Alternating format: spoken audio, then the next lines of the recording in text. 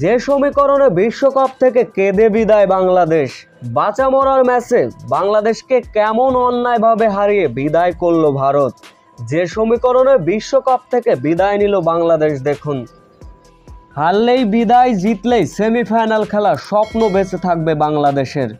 এমন সমীকরণে ভারতের বিপক্ষে আগে বোলিং করতে নামে বাংলাদেশ, যেখানে বাংলাদেশকে 197 রানের মহা লক্ষ্য ছুড়ে দেয় ভারত।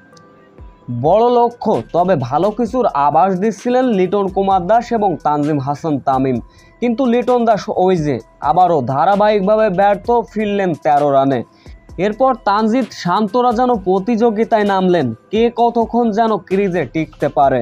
রান ওঠানোর কোনো নাম নেই, যেন রীতিমতো টেস্ট খেলায় মাতলেন। তবে সফল হলো ভারতীয় বোলাররা।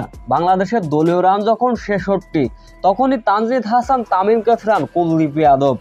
এরপর তহিদ হৃদয়, সাকিব আল হাসান দ্রুত সাজঘরে ফিরলেন।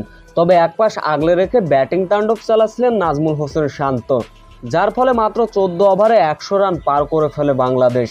কিন্তু দুর্ভাগ্যবশত 40 রানে সাজঘরে ফিরলেন শান্ত। শেষ 16 বলে বাংলাদেশের জয়ের জন্য প্রয়োজন ছিল 68 রান। ব্যাটিংয়ে ছিলেন মাহমুদুল্লাহ রিয়াদ ও রিশাদ হোসেন। মাহমুদুল্লাহ রিয়াদ ব্যাটিং তাণ্ডব চালালেও শেষ মুহূর্তে এসে ভারতের কাছে হারল বাংলাদেশ। এদিকে যে সমীকরণে কাগজে কলমে এবারের বিশ্বকাপ থেকে বিদায় নিল বাংলাদেশ। বিশ্বকাপের মঞ্চে এখন পর্যন্ত 2টা ম্যাচ খেলেছে বাংলাদেশ, যেটাতে দুঃখজনক হার, পয়েন্ট হচ্ছে 0।